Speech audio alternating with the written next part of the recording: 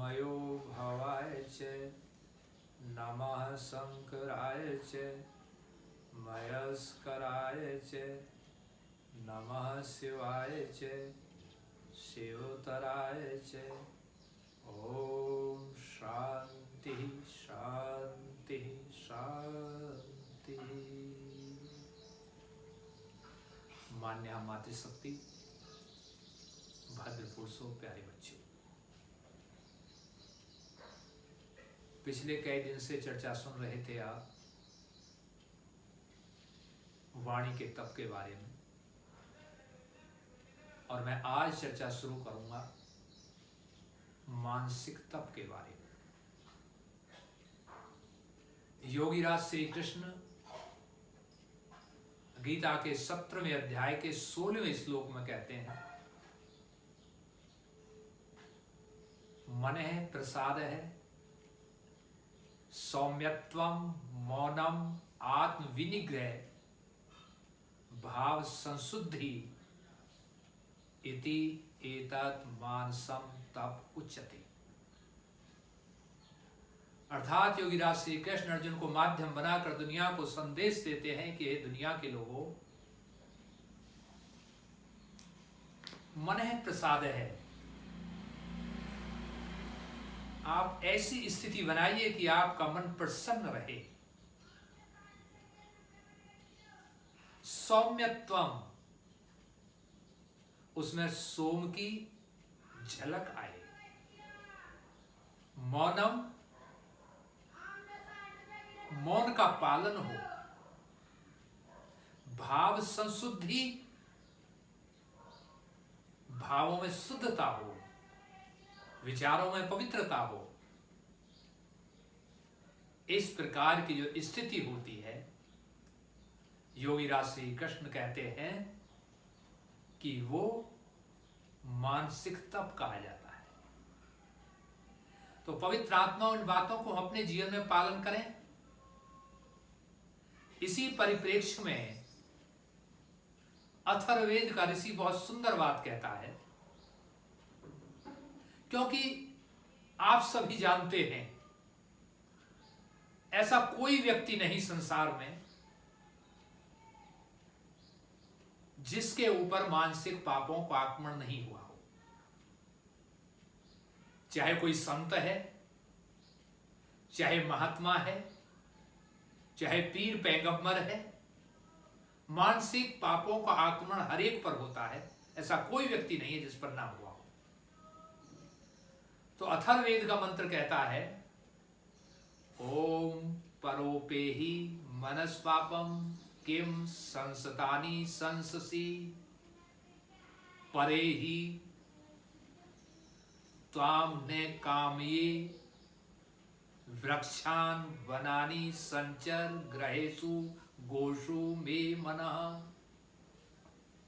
अर्थात अथर्ववेद का ऋषि कहता है कि दुनिया के लोगों, मानसिक पाप का आक्रमण निश्चित होता ही है, और जब वो मानसिक पाप का आक्रमण हो तब संकल्प शक्ति के साथ आप क्या बोलें, परोपेहि मनस पापम, अर्थात हे मानसिक पाप दूर हट जा।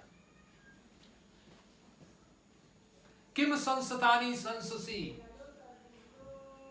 तो मुझे क्यों बुरी आदतों में लगाता है, अर्थात तो मुझे बुरे कार्यों में क्यों संलग्न करता है।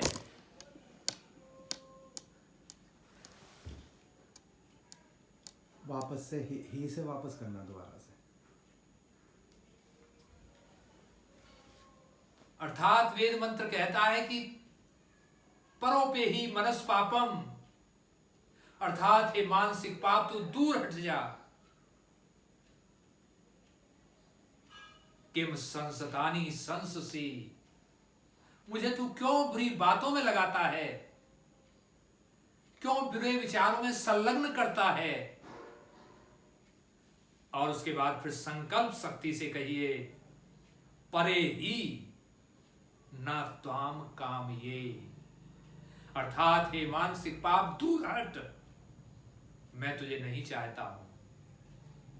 और फिर अंत में कहिए वृक्षेषु वनानि ग्रहेषु गोसु मे मन है, अर्थात मेरा मन तो वृक्षों में, गायों में, घरों में, अच्छे अच्छे कार्यों में संलग्न होना चाहिए, इसलिए तू यहां से चला जा। अथर्ववेद का ऋषि ने ये तो कह दिया, लेकिन पवित्र आत्माओं यहां पर हम थोड़ी सी मन की चर्चा करेंगे। यदि हम मन की चर्चा बिल्कुल ना करें तो ये टॉपिक अधूरा सा रह जाएगा।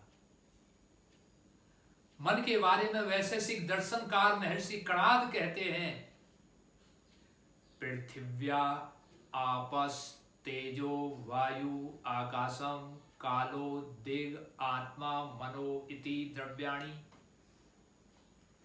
अर्थात वैशेषिक दर्शनकार कहता है कि पृथ्वी, जल, अग्नि, वायु, आकाश ये द्रव्य में आते हैं, और मन, आत्मा ये द्रव्य में आते हैं। अब प्रश्न उठता है कि द्रव्य में कैसे माने हम मन को? सांख्य दर्शनकार कहता है, महर्षि कपिल,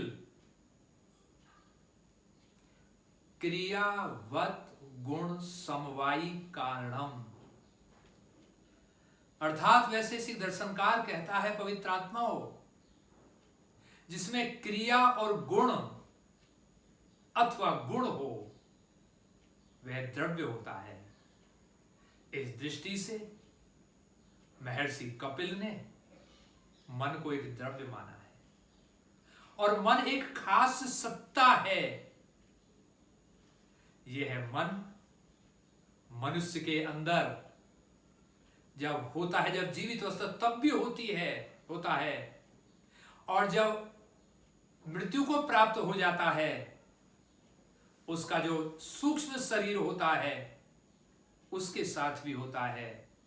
तभी तो वैशेषिक दर्शनकार महर्षि कपिल कहते हैं, सप्त दश एकम लिंगम। अर्थात मनुष्य के शरीर से जीवात्मा के साथ निकलने पर सूक्ष्म शरीर साथ जाता है, और सूक्ष्म शरीर के साथ 5 तन्मात्राएं, 5 ज्ञानेंद्रियां, 5 कर्मेंद्रियों के प्रभाव, मन, बुद्धि और चित्त, इस तरीके से 18 तत्व रहते हैं। मन के बारे में महर्षि सांख्य आगे कहते हैं, अणु परिमाणम कृति श्रुते। अर्थात ये मन अणु प्रमाण वाला होता है। आगे महर्षि कपिल सांख्य दर्शन में ही मन को इंद्रिया मानते हैं, और वो कहते हैं बुद्धिन्द्रिय कर्मेंद्रिय आंत्रम एकादशकम। अर्थात 5 ज्ञानेंद्रियां और 5 कर्मेंद्रियां और 11वां मन, ये इंद्रिय ही समझे। आगे और कह देते हैं, आगे कहते हैं बुद्धिन्द्रिय इंद्रिय अवांतर भेदात त्रयोदशकम। अर्थात अवांतर भेद से 13 इंद्रियां होती हैं। अर्थात मन, बुद्धि और चित्त को भी उन्होंने इंद्रिय मान लिया है। आप सोच रहे होंगे कि यहां तो विरोधाभास हो गया। महर्षि कपिल सांख्य दर्शन में एक जगह 11 बता रहे, एक जगह 13 बता रहे, तो ये विरोधाभास नहीं है, क्योंकि महर्षि पतंजलि योग दर्शन में कहते हैं, योगा चित्त वृत्ति निरोधा। अर्थात चित्त वृत्तियों का निरोध ही योग है। पवित्र आत्माओं, वहां पर मन, बुद्धि, चित्त एक साथ नहीं कहकर केवल चित्त कह दिया गया है, उसी में मन और बुद्धि को मान लिया गया है। और इस तरीके से ये 13 भी होती है, 11 भी होती है। मन, बुद्धि, चित्त को अलग लेंगे तो 13 होंगी।